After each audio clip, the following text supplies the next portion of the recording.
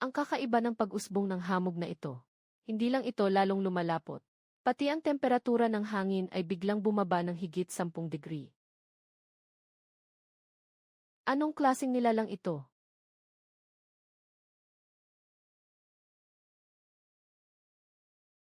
Ang sakit, bakit naging putik ang daan? Walang anumang babala. Diretso na lang nagbago mula modernong kalsada patungong abandonadong kagubatan. Paglukso ng espasyo. Mukhang nakapaglakbay tayo sa ibang panahon.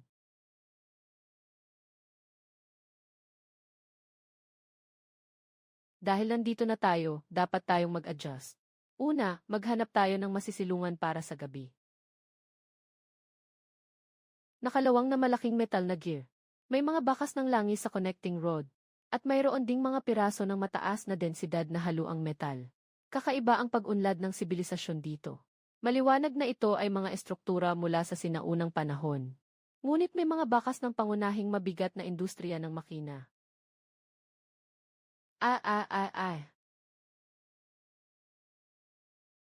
Tulong, may tao ba? Pakiusap, pakawalan niyo ako. Tumakbo ka, maliit na halimaw. Sige, ituloy mo ang pagtakbo. Para mahuli ka, magandang panggamot. Pero nag-aksaya ako ng maraming lakas para dito. Boss, maganda rin pala itong batang palaboy na ito. Tutal, gagamitin lang naman siya bilang sangkap sa pugon ng pagpoproseso ng elixir. Bakit hindi muna natin siya ipasaya sa mga kapatid natin? Haha, tama ka dyan. Sino ba naman ang magmamalasakit kung may mamatay na palaboy dito sa liblib na lugar na ito? Yes, tigilan niyo ang masasama ninyong balak. Ang Panginoon ng Pavilion ay nasa mahalagang yugto ng kanyang pagsasanay kamakailan. Kailangan niya ng sariwang dugo at puso ng buhay na tao. Kung masira ang mga alituntunin, ilang buhay ang kailangan para punan ang hukuman ng Yunlong. Kami ay mga takas na mga mamamayan. Bakit kami ginaganyan? Wala akong ginawang mali. 3 kalalakihan mula sa kaaway. Malalakas ang katawan. May ilang pagsasanay sa militar. May hawak na mabigat na malamig na sandata. May proteksyon sa balat sa katawan. Ang moral, lakas, at pisikal na kakayahan ay nasa labis na kawalang kasiguraduhan. Sa harapan, tiyak na mamamatay. Kailangan gamitin ang bentahe ng kapaligiran para sa isang mas mababang antas ng atake. Bagaman medyo magaspang ang materyales. Sapat na ito. Huwag mong sisihin ako, maliit na babae. Kung may dapat sisihin, ikaw iyon. Na isinilang sa mundong puno ng kahinaan at pang-aabuso. Sa susunod na buhay, siguraduhing makahanap ng mabuting pamilya. Sino ang nagkukunwaring may kapangyarihan, lumabas ka? Yun ba ang Yuansong Pavilion? Anong kakayahan ng mga bata sa teatro? Akala ko, may mga bihasang tao. Akala ko'y isang batang walang buhok na may dilaw na buhok. Kumuha ng sirang laruan na kahoy at gustong maging bayani. Sasaktan kita muna. Ha ha ha ha. Ginoo, nagbago na ang panahon.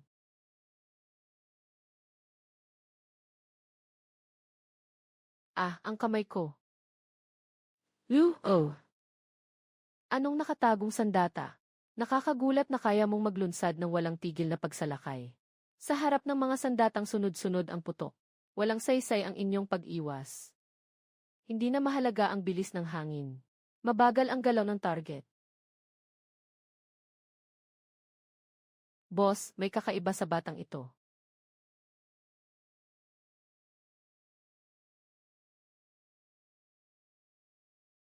Anong klaseng halimaw ka ba talaga? Hindi ka isang palaboy. Isa lang akong tech worker na ayaw ng gulo.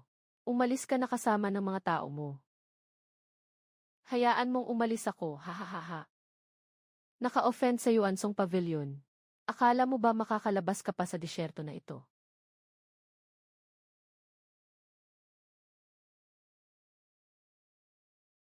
Mukhang signal flare. Mukhang ang teknolohiya nyo sa komunikasyon ay nasa primitive na yugto pa.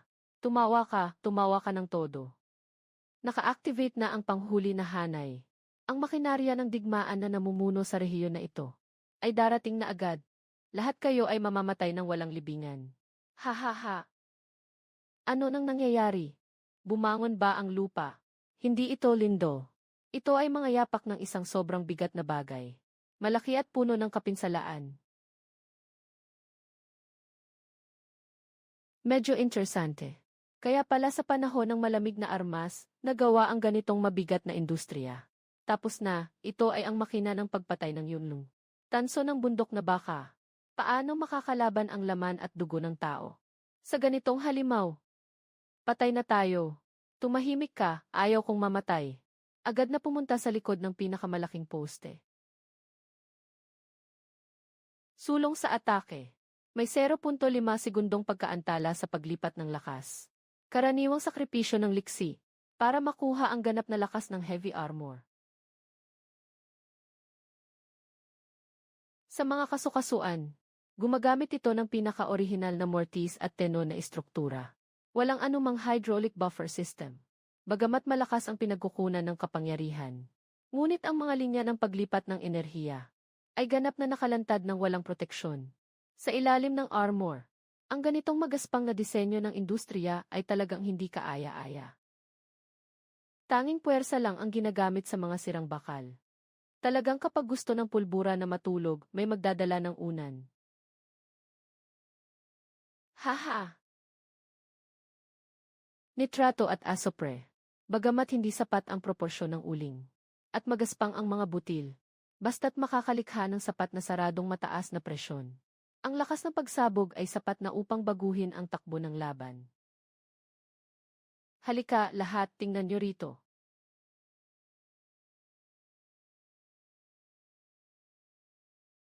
Ngayon, bibigyan ko kayo ng isang makulay na aralin sa pisika, mga katutubo. Magsimula na tayo. Re, mabilis, umalis ka dyan.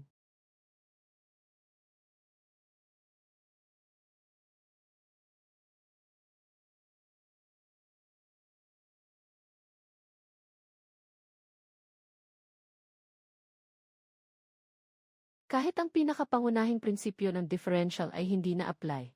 Ang power conversion rate ay wala pang 0%. Itong magaspang nagawa na bakal na ito. Minsan, tinatawag pa itong mekanika.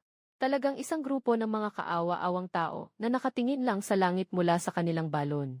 Mabilis kong ipapakita sa inyo ang kontinente na ito. Kung ano talaga ang tunay na rebolusyong industrial. Walang anumang alon ng lakas. Sa pamamagitan lamang ng ilang piraso ng sirang kahoy. At ilang dekalidad na pulbura na kakaibang ayos. Kaya pala sa isang iglap, mawawasak ang tanso ng bundok na inukit ng Yuan Pavilion. Mali ang impormasyon natin, Tong Chuan. Sa disyerto na ito, nakakita ako ng isang salik na kayang baguhin ang takbo ng digmaan.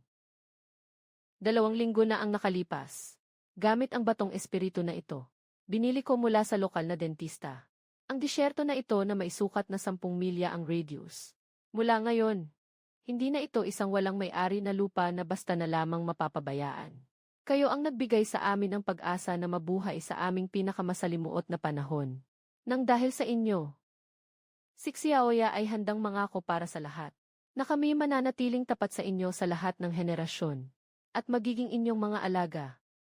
Handa kaming magsakripisyo para sa inyo. Handa kaming mamatay para sa inyo. Lahat kayo, tumayo. Hindi ko kailangan na maging alipin kayo. Lalo na hindi ko kailangan ang mga hangal na sumpa ng mga henerasyon. Ang kailangan ko ay ang inyong mga kamay, katalinuhan at ganap na pagsunod. Ang kampong ito, mula ngayon ay opisyal na tatawaging Tiangong Fort. Dito, walang mataas o mababa, walang maharlika o hamak. Walang pananakot o pang-aapi. Basta't kayo'y handang magtrabaho. Handang lumikha. Hindi lamang ko kayong masisiguro na kayo'y busog at mainit, kundi bibigyan ko rin kayo ng kapangyarihang kontrolin ang inyong kapalaran. Sa mundong ito ng malakas na kumakain ng mahina. Ang mag-isa ay tiyak na isang patay na daan. Kailangan kong magtayo ng sarili kong mabigat na industriya. Gamit ang agos ng teknolohiyang bakal. Laban sa mga atrasadong katutubo. Isagawa ang tunay na pagbawas ng dimensyon. Sasabihin ko ito sa huling pagkakataon. Ang panloob na pader ng silindro ay dapat na paulit-ulit na pinadulas. Ang pagkakamali ay hindi dapat lumampas sa 1 milimetro. Kung hindi masisiguro ang ganap na selyo. Kapag tumagas ang presyon, ang bakal na ito ay magiging isang bundok ng basura. Ginoong Ma, ang itim na bakal na tangke ng tubig at ang mga rod bearing na hiniling mo, at ang selyadong palaso na gawa sa espesyal na plastik, ay natapos na ng buong pangkat ng panday. Naabot ang pinakamababang pamantayan. Tumigil ang lahat sa kanilang ginagawa. at maghanda para sa huling pag-assemble. Magdagdag ng tubig, lagyan ng uling at sindihan.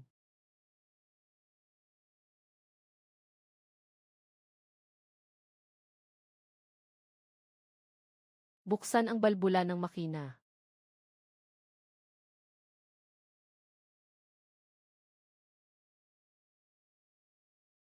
Ang bakal na ito na walang buhay ay biglang gumalaw ng mag-isa. Ito ba ay mahika ng mga Diyos? Mahika, haha. Hangal, ito ang unang batas ng thermodynamics. Ito ang kapangyarihang nagpapabago sa mundo.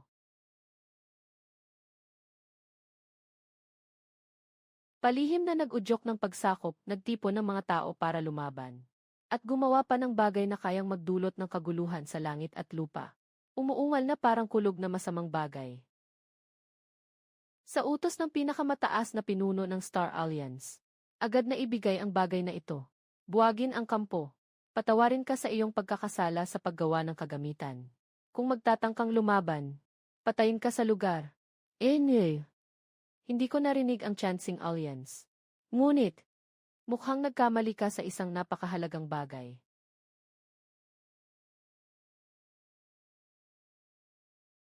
Sa aking teritoryo, ako ang nagtatakda ng mga alituntunin. Subukan mong kumilos. Tingnan kung mas mabilis ang iyong espada. O mas mabilis ang aking kumpletong nakabalot na apoy ng heavy artillery. Ha. Ang tapang mo at lakas ng loob. Ang lupit ng mekanismo mo. Talagang hindi nagkamali ang pinuno sa pagpili sa iyo. Ha, Yithen.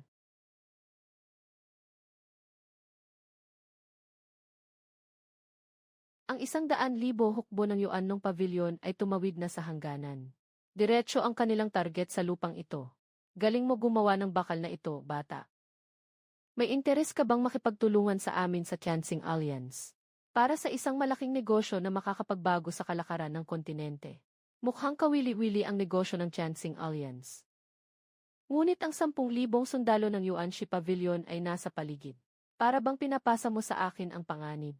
O talagang nais mo ng pakikipagtulungan? Sobra naman ang iyong sinasabi. Pinahahalagahan ng pinuno ito. Ito ang iyong pambihirang kasanayan sa makina na nilikha ng kalikasan. Basta't handa kang makipag-alyansa sa Heavenly Star Alliance. At magbigay ng ganitong mga sandata para sa pagtatanggol ng lungsod. Handa ang Heavenly Star Alliance na magbigay ng walang katapusang bakal mula sa mga libingan. At mataas na purong espiritual na bato. Hindi lang materyales ang kailangan ko. Kundi, ang ganap na karapatan sa pagdaan sa lahat ng mga ruta ng kalakalan sa paligid ng Kingston Town. May mga lihim na punto ang Chancing Alliance sa Kingston Town.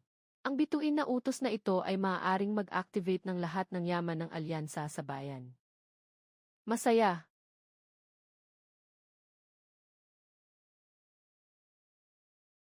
Sa loob ng 3 araw, dalhin ang unang batch ng mga dekalidad na merienda para sa pagkuha, walang delivery. King Yun. Kailangan kong lumabas ng ilang araw upang bumili ng mga pangunahing materyales na kinakailangan sa fortress.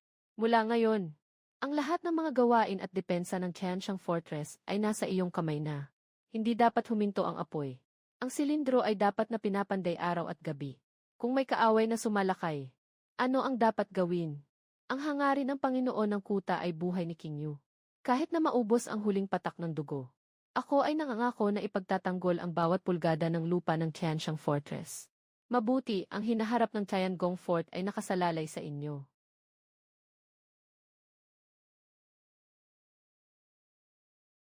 Maraming tao dito, Ginoo. Baka mapalayas tayo dahil sa suot natin. Mas mababa ang profile. Mas makikita ang tunay na kalagayan ng bayan na ito. Para sa Tiangong Fort na makapagpalakas ng produksyon, kailangan nating magtatag ng standardized na assembly line. Kailangan natin ng napakaraming purong bakal at mga bihasang manggagawa. Narito ang aming jumping board. Saan nanggaling ang mabahong pulubi? Huwag hadlangan ang daan ko. Tara, maghanap muna tayo ng damit. Sa mundong ito, ang damit ang pinakamainam na pas.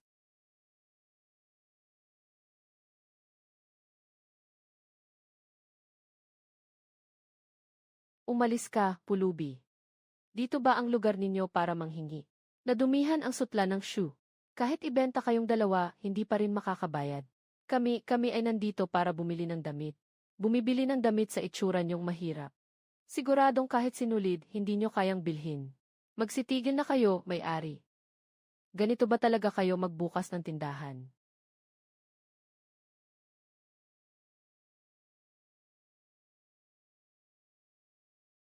Napakahalagang espiritu ng bato.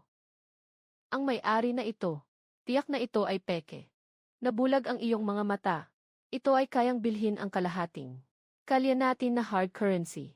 Umalis ka at magputol ng kahoy sa likod. Ginoo, hindi ko nakilala ang dakilang tao. Pakiusap, dalhin mo ang pinakamagandang ulap na sutla. Personal kong ipapasadya para sa iyo. Haha, hindi na kailangan sukatin.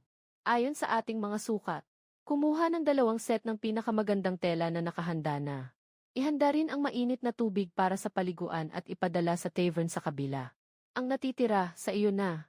Salamat, Ginoo. Agad ko pong gagawin. Kayo po, Ginoo. Magpapahinga lang po ba kayo o mag-stay sa aming inn? Ang aming pinakamagandang kwarto ay 1-0 tael ng pilak bawat araw. Ako na ang kukuha ng pinakamagandang kwarto.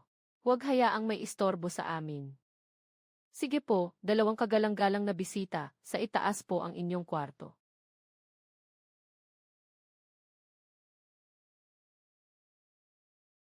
Ang yaman ng isang ganitong palaboy. Yik said, mukhang isa lang itong madaling biktima. Ang tao ay umaasa sa damit, ang kabayo sa upuan. Sa lugar na ito kung saan ang mahina ay kinakain ng malakas. Mas misteryoso kang magpakita.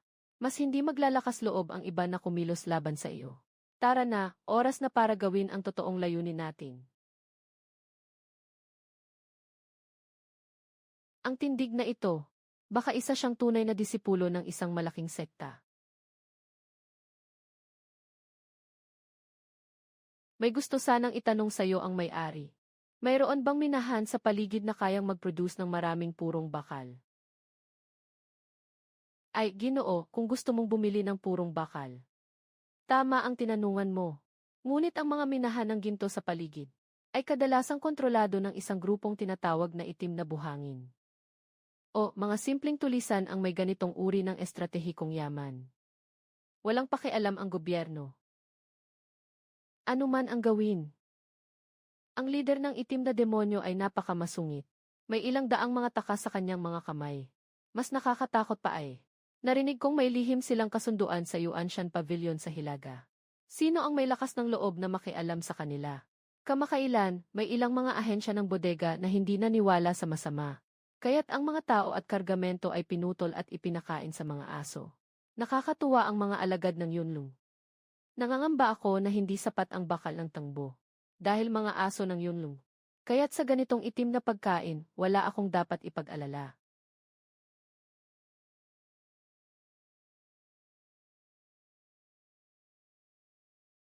Boss, gusto kong mag-order ng isang batch ng espesyal na mga palaso. Nasa plano ang lahat ng kinakailangan. Ginoo, nagbibiro ka ba? Haba ng 70 sentimetro. Ang toleransya ng kapal ay kailangang kontrolin sa napakaliit na antas. Paano magiging posible na bawat isa ay eksaktong pareho? Gamitin ito. Ito ang tinatawag na vernier caliper. Teknolohiya ng pangunahing panukat. Pagkalibrate ng pantulong na panukat. Basta sundin ninyo ang pamantayang ito sa pagputol. Makokontrolin nyo ang error sa loob ng ganap na saklaw. Ito ang pamantayan ng industriya. Ang tuol na ito ay talagang kahanga-hanga. Ngunit, Ginoo, ayon sa inyong kahilingan, kailangan ko ng 1,000,000 piraso. Kahit na magtrabaho ang lahat sa aming tindahan ng araw-gabi, hindi pa rin sapat ang aming kapasidad. Ito ang paunang bayad. Gusto kong kunin ang lahat ng mga artisan sa iyong tindahan. Kasama na ang lahat ng tao sa bayan na kayang humawak ng pang-ukit. Hindi problema ang pera. Ang kailangan ko ay bilis at ganap na katumpakan. Sa loob ng 3 araw, gusto kong makita ang unang batch ng mga produkto. Kaya mo ba ito? Gagawin ko, huwag kang mag-alala. Ibubuhos ko ang aking buhay dito. Nagawa ko na rin ang lahat para sa iyo. Isang batang walang alam na nagmula sa wala, na naglakas loob na mag-imbak ng mga kagamitang militar dito sa Kingston Town. At agawin ang atensyon mula sa aming samahan.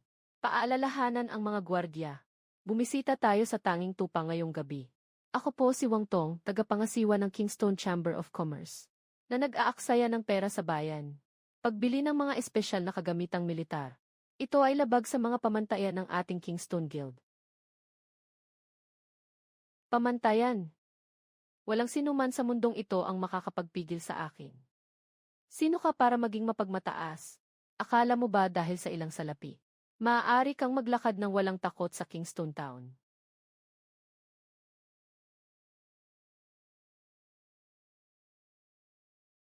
Ano ito? Mahiwagang batas, mahiwagang batas. Ito ay isang laruan lamang na ginagamit ng aking guro sa Punglay Machine Bureau para magpalipas ng oras. Ang bakal na espada na ginawa ng aking guro ay umaabot ng libu-libong talampakan. Ngunit hindi ito nangangailangan ng layad at kayang maglakbay ng 10,000 milya sa ibabaw ng dagat. Ang mga ibon ng apoy sa loob ng pintuan ay kayang bumaba mula sa siyam na langit at magdala ng kulog upang kontrolin ang buong kabundukan. Ayaw ko lang sa sobrang boring ng aking sekta. Lumabas para maglibang. Mangolekta ng ilang materyales. Gumawa ng ilang kagamitan para sa proteksyon. Bakit gusto nyo bang subukan? Ang mga kagamitan ko mula sa Punglay Machine Bureau. Tiyak na ito ay mula sa isang nakatagong sekta na nakatago sa loob ng libu-libong taon. Lumabas na halimaw. Ang ganitong tao, isang hininga lang kayang wasakin ang samahan. Patawarin mo ako, Ginoo. Mali ang aking pananaw. Nakaalpas ako sa Diyos. Ang mababang tao ay dapat mamatay. Umalis ka na. Huwag mo akong hadlangan sa pagbuo ng mga bagay. Huwag magalit, Ginoo, upang ipahayag ang aking paghingi ng tawad. Mayroon pang isang batch ng mga di-kalidad na spring sa bodega ng samahan. Agad kong ipapadala ito sa inyo. Walang bayad.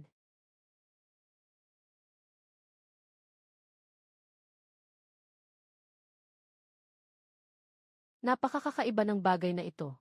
Walang taling pang archery. Paano ito makakabato ng palaso? Hindi kailangan ng busog at bagting.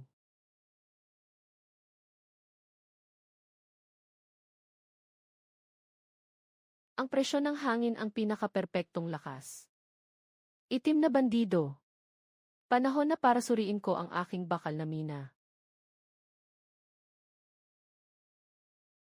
Ngayon na konektado na ang pinuno sa yuan ng pavilion. Malaking kita ito.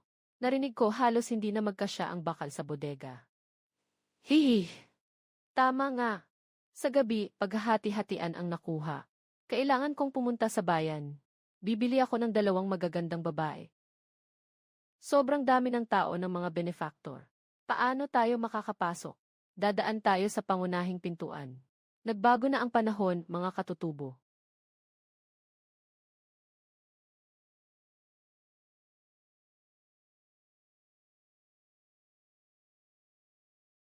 Sino ang walang mata na ito? Na naglakas loob na maghasik ng gulo sa Black Sand Village. Lumabas ka dito. Ha!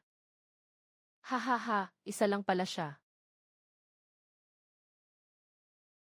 At may dalang sirang kahoy na walang busog. Mga kapatid, putulin niyo siya. Ang kawalang kaalaman ang pinakamalaking kasalanan niyo.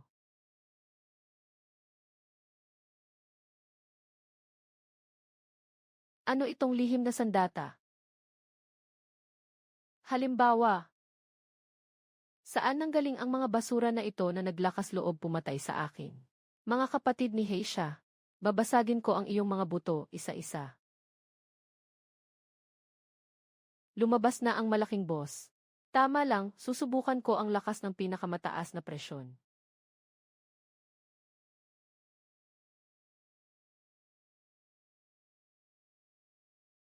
Mamatay ka. Hagupit ng malakas na hangin at bato. Masyadong makasalanan, mamatay ka na.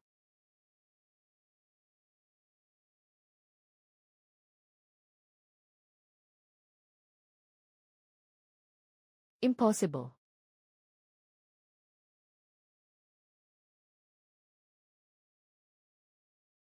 Ano ka ba talagang uri ng halimaw? Pinuno, naubos agad. Halimaw, ito ay parusa ng Diyos. Huwag mo akong patayin, mahal na tagapagligtas, para kang isang Diyos na bumaba sa lupa. Kahit gaano kalakas na masamang tao, hindi makatiis sa isang atake mo. Alaynan. Sa harap ng ganap na apoy, lahat ng mga palamuti at estilo ay walang kabuluhan.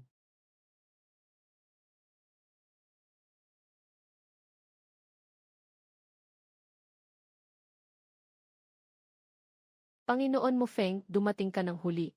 Ang aking mga tao ay naglagay ng hadlang sa lahat ng labasan ng kampo. Kahit isang langaw ay hindi makakalabas.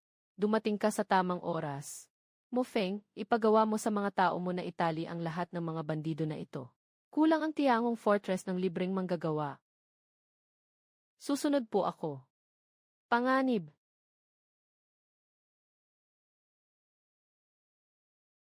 Ah.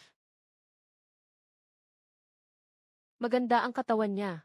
Kung tao siya sa Earth, matagal na siyang patay. Sakto, pwede siyang gawing kapatas. Gusto mo bang mabuhay? Kung gusto mong mabuhay, handa akong maging baka o kabayo.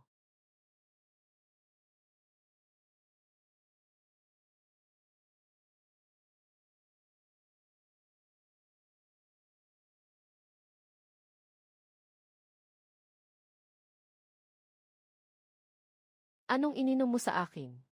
Parang nasusunog ang mga bituka ko.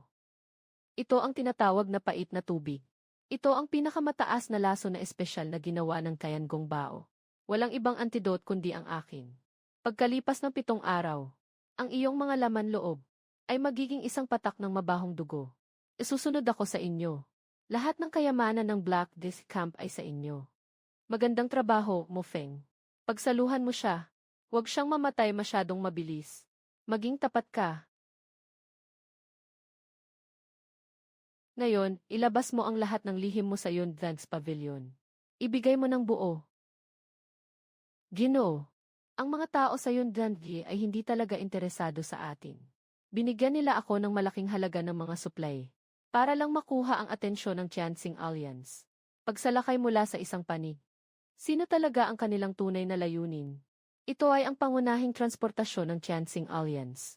Ang pinakamahusay na unit ng mamamatay tao ng karavan na Yulongje. Sa kasalukuyan ay naglatag ng 10 pagsalakay sa labanan ng Kamandag. Labanan ng Kamandag.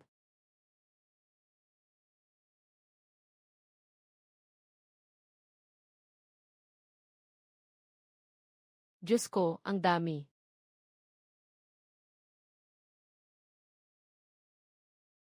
Pangulo, ito ang kabayaran na in-advance sa akin ng Yuan Longje. Sobrang generoso sila sa kanilang alok. Talagang ang Yuan Longje ay aking swerteng tagapagbigay ng yaman. Sa mga mataas na purong espiritu na bato na ito, marami sa aking mga baliw na ideya ay sa wakas magkakaroon ng lakas. Pinagmulan. Ang pangkat ng kalakalan ng Panginoon ng kuta ng Tianqing ay inambush sa madilim na kanyon. Tutulong ba tayo o hindi? Tianqing Alliance. Ito ang pinakamalaking pinagkukunan ng supply ng ating Tiangong Fortress. Kung sila ay tuluyang masisira, ang aming plano sa pag-unlad ay tiyak na mahaharangan. Siyempre, kailangan nating iligtas. Hindi lang basta iligtas. Kailangan din nating talunin ito ng maganda para malaman ng Tianqing Alliance na ang pagyakap sa binti ng aming Tiangong Bai ay ang pinakamatalinong pagpili para sa kanila. Agad na tinawag ni Mo Feng ang mga artisan camp. Ihila ang nakatambak na mabigat na minahan sa likod ng kampo. Ihila ito palabas. Gusto kong ipakita sa mga katutubo ng ibang mundo kung ano ang ibig sabihin ng heavy armored troops. Tanggalin niyo lahat ng luma at sira-sirang kahoy at palitan ito ng 3 pulgadang makapal na armor plate. Mabilis ang takbo ng oras. Kailangan ng marahas na pagbabago. Gamitin ang merienda bilang pangunahing gasolina. Palitan ang dating hindi epektibong coal set. Malaki ang pagtaas ng output power. Ikonekta ang pangunahing drive ball. A-adjust ang gear engagement sa pinakamataas. I-lock ang posisyon kapag natapos na. Idagdag ang base. Narito ang aming mobile fire point.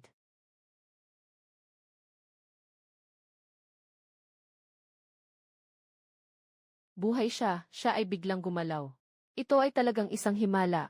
Humawak ka ng mabuti. Sia Oya, ipapakita ko sa iyo kung ano ang pakiramdam ng pagtulak sa likod. Mo Feng, tapos na ba ang pagsusuri sa mga armas at bala? Sapat ang mga bala. Handa nang durugin ang kaaway. Target, simulan ang paglalakbay sa Deadly Canyon.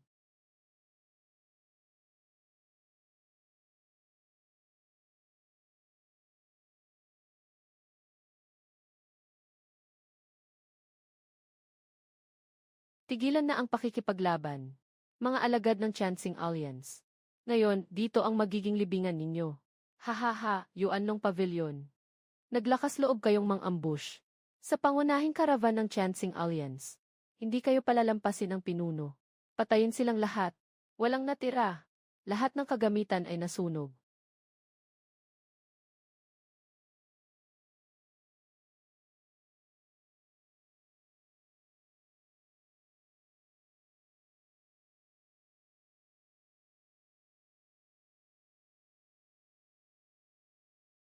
Ano ang halimaw na iyon?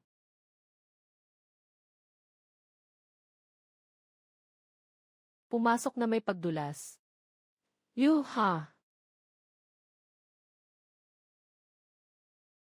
Isang sirang bakal at ilang tao lang.